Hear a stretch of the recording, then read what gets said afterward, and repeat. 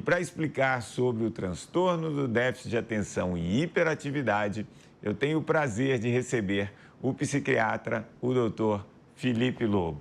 O prazer é todo meu estar aqui com você. Que prazer. Imagina. Agora vamos lá. TDAH. Eita, vamos lá. Eu vou começar da minha infância.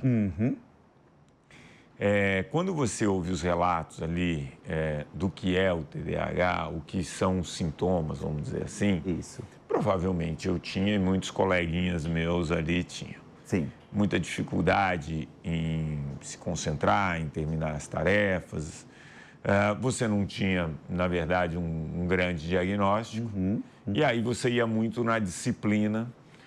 Eu acredito que o meio ambiente ajudava, porque você não tinha tantas distrações como tem hoje. Perfeito. E as pessoas acabavam, não sei se superando isso, ou aprendendo a conviver, criando estratégias para conviver com isso.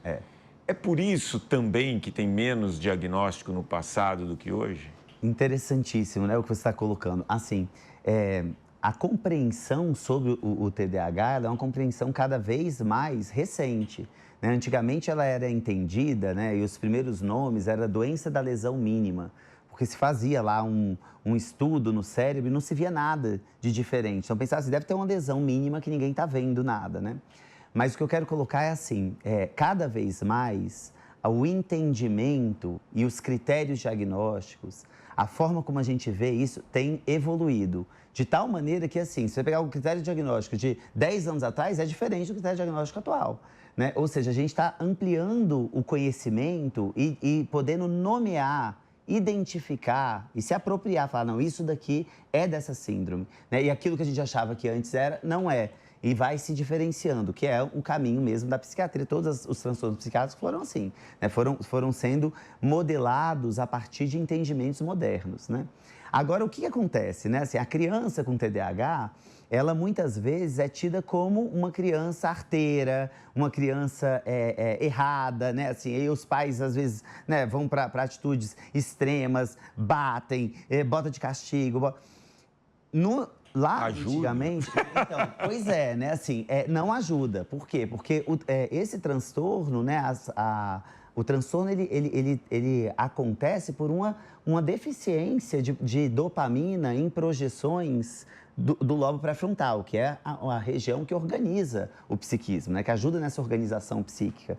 Então, se falta dopamina, não é batendo que você vai resolver, né, assim, que essa dopamina aconteça. O que vai acontecer é que você vai, então, colocando um cabresto ali para a criança, então, de alguma maneira, ela ficar com aquelas deficiências, mas não externalizar da maneira que o adulto não gosta. Mas ela continua com aquelas deficiências, ela continua com aquele problema, né? Assim. Você falou de uma síndrome que vai evoluindo o entendimento. Isso, você tem perfeito. algumas medicações. Isso.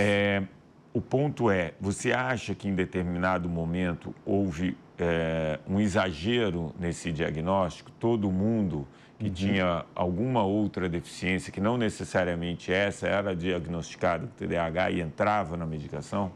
Esse ponto é importantíssimo, né? Olha o que acontece. Atualmente, a gente sabe que o TDAH ele é extremamente prevalente, né? A gente está falando de uma condição que ela impacta, ela acontece em 8% da população mundial. Sempre foi assim? Cada vez é difícil de saber, né? Assim, porque a gente está conseguindo ter uma medição mais adequada e acurada atualmente. Então, a gente não consegue dizer muito do passado se realmente, se isso é um fenômeno da natureza humana. Eu né? tenho uma teoria. Difícil. Pode falar. Vamos pensar. Que é assim, pensa assim, obesidade. Tá. Em 1989, o Brasil tinha 13% das pessoas acima do peso, menos de 4% obesas. Sei. Nossa genética não muda, a gente evolui ali 35, 40 anos, você tem 70% da população, 68% acima do peso, mais de 30% obesa. Uau. Você tem uma questão do meio ambiente Isso. que acaba levando as pessoas a manifestar alguma coisa. Perfeito. Com esse excesso de informação, de tecnologia, de estímulo, o tempo inteiro você sendo acessado, muita informação, isso pode ter acendido esse pavio aí? Pode, mas como é que a gente responde com mais precisão a essa pergunta? a gente responde assim, qual é o tamanho, nas compreensões atuais, né? Qual que é o tamanho do peso genético para esse transtorno e qual que seria, então, por tabela, o tamanho do peso ambiental para esse transtorno? Nome disso é o conceito de herdabilidade. Herdabilidade é o tamanho do peso genético para algo. Qual que é a herdabilidade da depressão? 36%. Ou seja, 36% do transtorno depressivo maior é determinado por gene. E o resto? Fatores ambientais. A depressão, o transtorno depressivo maior, ela é muito determinada por fatores ambientais. Mais 60%. Né? Mais 60%. Então, como é que foi a vida dessa pessoa? Quais foram os traumas pelas quais ela passou? Como é que foi a relação com as dificuldades que ela teve? Como é que foi a vivência familiar? Como é que foram... Então, tudo isso impacta. E no TDAH? A herdabilidade do TDAH é de 70% a 80%. Ou seja, fatores genéticos impactam muito. Bastante. Né? Ou seja, 20%, 30% é o fator ambiental. Mas, agora se você pegar, que é o que o ponto está colocando, assim, a gente vive hiperestimulado. É lógico. Né? Será que uma rede social, né? Não sei se eu posso falar o nome de rede social, mas uma rede social aqui, né? Assim, que fica ali, ó, que você fica toda hora mudando. Você acha que ela está treinando o quê? Ela está treinando a manutenção atencional? De foco. Ou a mudança de foco a todo momento? A mudança de foco. Se você ficar ali meia hora... Você está fazendo um treino de mudança de foco. Depois você vai reclamar, não consigo ficar lendo um livro. Claro, querido, porque você passa 8 horas do dia vendo uma rede social que está te treinando a ficar alternando e sentindo prazer. Aí você vai pegar um livro que tem momentos chatos, você pega lá, né, assim, algum livro lá da romantismo, vai ficar assim, 5 páginas de escrever na cortina do quarto da inocência lá, né, assim, né, do Visconde de Tonelli. Você fala assim, meu Deus, eu não aguento. Né? Então, a gente perde um pouco desse treino. Então, claro, o fator ambiental deve contribuir, e contribui, né? 20%, 30%. Mas é um transtorno que também tem muita questão genética. Mas a pessoa podia ter esse componente genético e não manifestar por ser um meio ambiente menos estimulante? Poderia. Isso existe, né? Assim, inclusive, a gente pode pensar até assim, olha, todo TDAH precisa tomar medicação? Essa é uma boa pergunta. É uma excelente pergunta. Né? Assim, todo TDAH precisa tomar medicação? Não. Por quê? Porque o tratamento completo do TDAH, ele envolve TCC e medicação. Mas nem todo mundo precisa da medicação. Se for um TDAH mais leve, a moderado, eu posso dar conta só com a TCC. Porque aí eu vou fazendo esse treinamento dessas vias, né? Se eu vou ajudando essas vias a trabalhar melhor. E tiro os confundidores do meio ambiente, entende? Entendo. Eu entrevistei alguns neurocientistas que falaram uma coisa para mim. Que o nosso cérebro, o ser humano, Sim. Ele não é multitarefa, ele alterna a atenção. Isso, né? Perfeito. Então, quando você está falando que a pessoa já tem essa dificuldade... Isso. Né? E hoje, dificilmente, você está fazendo uma tarefa só. Né? Isso mesmo. Perfeito. Isso acaba criando um desconforto, parece que muito maior na vida da pessoa, acaba atrapalhando mais a vida da pessoa. É mais ou menos isso? Isso, né? Assim, na verdade, é assim, a dimensão psíquica que dá conta de tarefas, a gente chama de função executiva.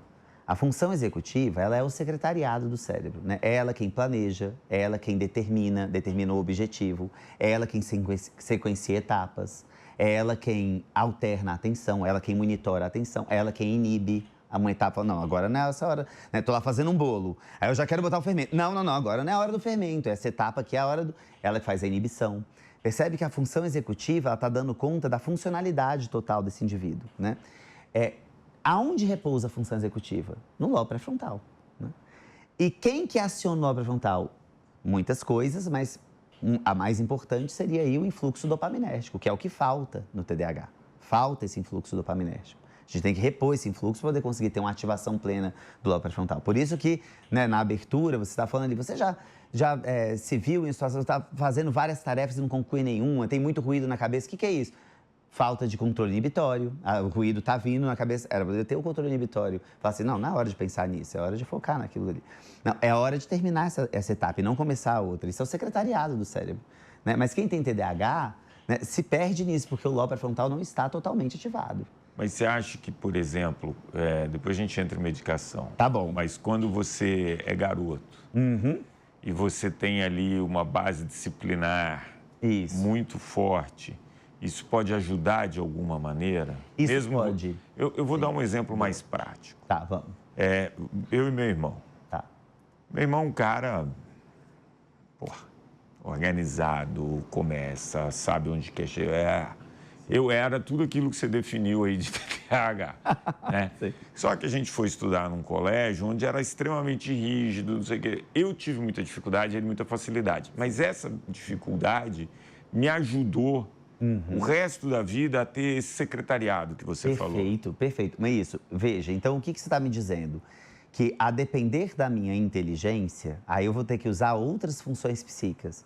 Eu vou criando mecanismos compensatórios que vão me dando a possibilidade de, entendo o TDAH, ainda assim prosperar e tá aí. Hoje o Márcio Atala, conhecido, famoso, né? Assim, mas, ou seja, se você tem outros recursos psíquicos que conseguem fazer um sistema de compensação, ótimo. Se você não tem esses recursos, você vai padecer. Né, assim, porque a gente tem que tomar um cuidado de que, assim, o TDAH não é um problema só de disciplina. A disciplina pode ajudar, né? Ela pode ser um dos mecanismos compensatórios que dá conta.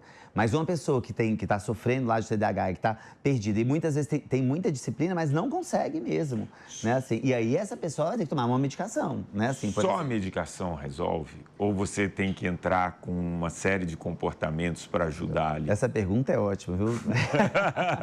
Veja, então, o TDAH do adulto, as pessoas têm uma imagem, né, de que TDAH é transtorno de déficit de atenção e hiperatividade e impulsividade. Só, acabou, fim. Não. Né, assim, o TDAH do adulto, ele tem, na verdade, 4 polos. Ele tem o déficit de atenção, ele tem a hiperatividade / impulsividade, ele tem a disfunção executiva, que é essa questão do secretariado, e ele tem a desregulação emocional. Medicação dá conta de quê? Desses dois aqui, ó. Medicação dá conta de atenção, medicação dá conta de hiperatividade e impulsividade. Disfunção executiva, disciplina, TCC, né? A gente tem que encaminhar o paciente para TCC. Às vezes o paciente fala assim, eu tô tomando remédio de TDAH, né? Assim, tô fazendo tudo, mas eu continuo deixando um bando de coisa pelas metade. Mas assim, eu tô mais focado, o barulho me distrai menos, tá? Mas eu deixo as coisas pela metade. Pois é, querido, porque você focadamente, estou focado, e eu focadamente largo o que eu estou fazendo e começo a fazer o que eu lembrei que outra coisa, uma pendência que eu tinha para fazer. Não é uma questão de distraibilidade. É que você está tomando decisões atravancadas. Né? As decisões... Então, isso é da disfunção executiva. Quem que resolve isso? É a TCC. Isso não é medicação. Você pode aumentar, botar a dose máxima, explodir a dose da bula, que não vai resolver. Né? Assim, mesmo que... outro ponto é a desregulação emocional. A desregulação emocional, para quem tem TDAH, sabe que assim, a pessoa tá aqui de boa, rindo, tal... De repente, acontece alguma coisa, ai, gente, ela dá uma explosão. Você fala assim, o que é isso? Calma. Né? Assim, tem uns momentos de rompante. Né? de 20% a 80%, né? Olha, a estatística tem estudo que é 80% dos adultos que têm TDAH, tem estudo que fala 20%, 30% tem.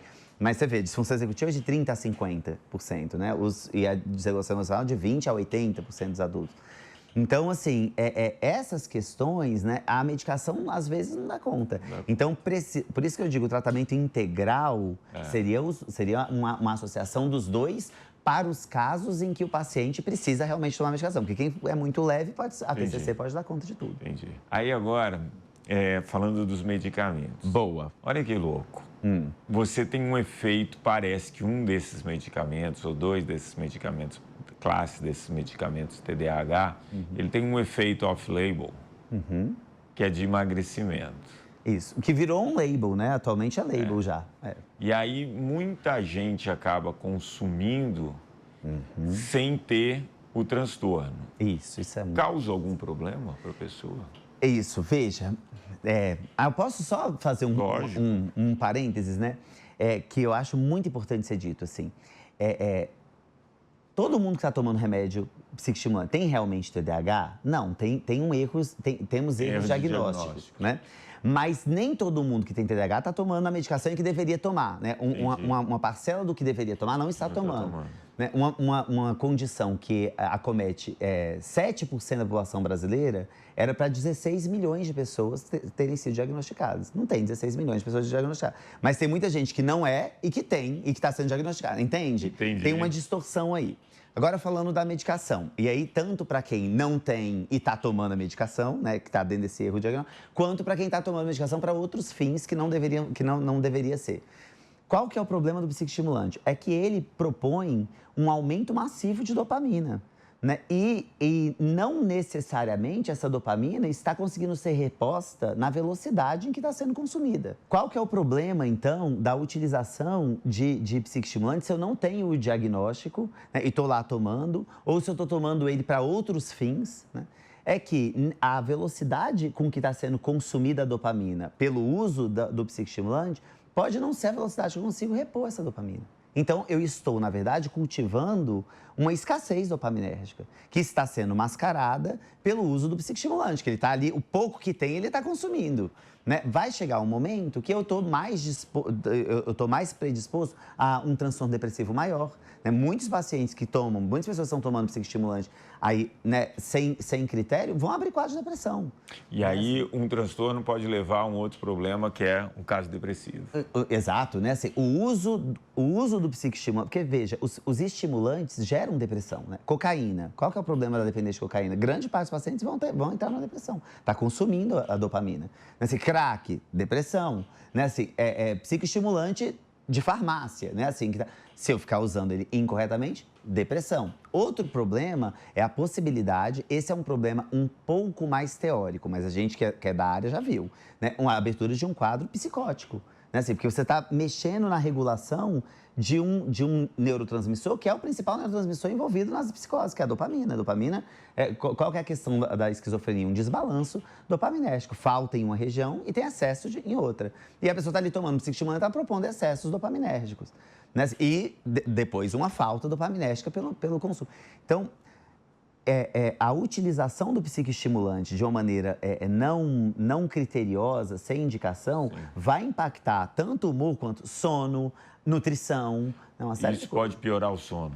Pode piorar o sono, né? Assim, na verdade, até para quem tem TDAH, às vezes a pessoa tem o TDAH, precisa do psicoestimulante. E aí o problema é que você passa o psicoestimulante e ele tem um problema de sono secundário do psicoestimulante. Então a gente precisa saber manejar isso, né? É da área a gente saber manejar. Agora, existem alguns hormônios que quando você faz o uso sem necessidade, o corpo entende que, opa, eu não preciso produzir.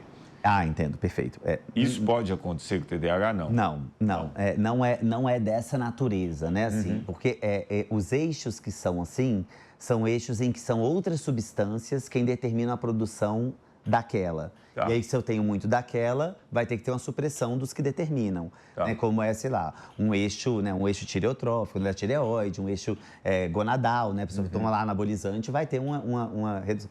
Mas no caso da dopamina, a gente não está mexendo num hormônio, a gente está mexendo no neurotransmissor. Tá. Está fazendo uma reposição, né? Tentando ajustar a quantidade de dopamina que estava faltando, né? Então, a gente está repondo mesmo, é uma reposição, né, de dopamina. Só que eu reponho quando falta. Se não houver falta, eu estou consumindo demais. Eu estou colocando um excesso de dopamina ali que vai ser depois degradado e vai faltar. Tá. Essa é a questão. E aí entra sempre o problema. Eu quero tocar duas coisas aqui de rede social. Sim. A primeira delas é o seguinte, como o problema fica muito discutido e hoje... mesmo os médicos, né, precisam se apresentar nas redes sociais, né, para ter algum tipo de relevância. Tem uma vitrine, né? Tem uma vitrine.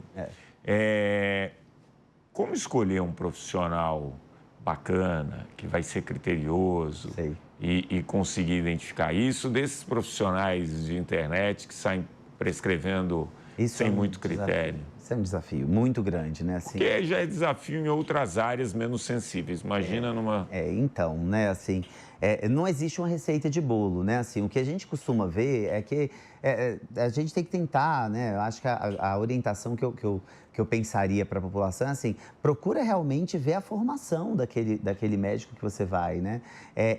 Existem pesquisas que mostram que as pessoas, que o público leigo não tem ideia né, do profissional, julgam a qualidade do profissional por critérios que não são curriculares. Né? Assim, se ele está bem vestido, se ele tem muitos seguidores, e aí a pessoa compra aquela ideia ali, né? Assim, vai... Se ele está oferecendo uma solução com menos esforço. Exatamente, né? Assim, é uma coisa milagrosa, né? Assim, ou se ele está dizendo que eu não tenho algo que todo mundo já disse que eu tenho, mas ele fala que não existe isso e que se eu tomar suplementos eu vou ficar... então está dialogando com o meu desejo de não ser doente, né? E não com o desejo de cuidado que a gente tem. Né? Assim, a gente pode, né?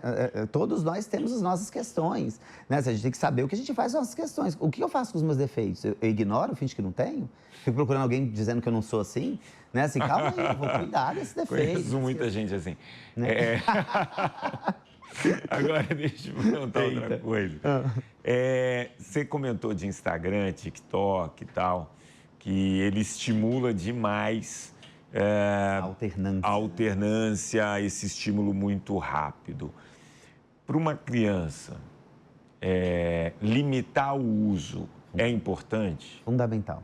Fundamental. Assim, não é a psiquiatria só quem diz isso, né? Se você pegar as orientações da Sociedade Brasileira de Pediatria, né? E claro, a psiquiatria da infância em si, né? Que é uma área mais especializada ainda, assim, não existe em nenhum lugar do mundo a ausência desta orientação. Deve-se limitar o tempo de tela das crianças. E assim, não só na questão mental, mas também na questão cardiovascular, osteoesquelética. Né? Assim, ela precisa se desenvolver e ela se desenvolve na atividade, mas é uma atividade física também. Né? Assim, a tela, ela propõe uma limitação de diversos sistemas, não só o psiquismo. Né? E aí você tocou num ponto que eu gosto muito, que é o seguinte... Esse programa devia durar 3 horas. Vamos fazer uma rave. O que acontece? Você falou de saúde integral, né? Então, muita gente fala, vou cuidar da saúde da mente como se isso fosse uma coisa dissociada do corpo. Quando a gente sabe que, muitas vezes, você fazendo uma atividade física, você colocando o seu corpo em movimento, você vai liberar uma série de neurotransmissores, uma série de hormônios, você vai produzir muitas substâncias que vão ajudar esse equilíbrio. Perfeito. É por aí? É por aí, né? E eu acho, não, assim, a gente sabe que as atividades físicas também melhoram o TDAH em si, porque promove mais liberação dopaminérgica, poupando até da pessoa ter que usar muita medicação. Se eu tenho um paciente, isso para todos os transtornos, viu? Assim, depressão é a mesma coisa, né? Na depressão a gente tem um nome que é dado, que é ativação comportamental. Né? Assim, claro que não dá para fazer com todos os pacientes. Se o paciente tiver num quadro depressivo muito grave, você não consegue falar, vai, levanta, vai ver a vida. Não dá, né? Assim, tem que sair do quadro grave. Mas tendo uma depressão mais leve a moderada, né? Assim, o estímulo de sair, viver, se relacionar e, né, assim, propor ativações de comportamento, né? Isso promove liberação de neurotransmissores e neuromoduladores que vão ajudar no trofismo dessas vias, né? Manter essas vias mais ativadas. No TDAH é a mesma coisa. E você vê muitos pacientes que têm TDAH meio, entre aspas, viciados em esporte. Sim. Né? Então, isso é interessante, porque ele tá procurando recursos de fazer essa liberação, que é mais dificultosa para esse sistema. Né? Ou é isso, ou você vê também, o que é muito comum, TDAHs e uso de substância. Né? Assim, é um dos principais fatores de risco para a dependência química, é ter TDAH. Né? Porque está em busca da dopamina perdida. Cadê minha dopamina? Né? E começa a achar, né, na cocaína, é um problema.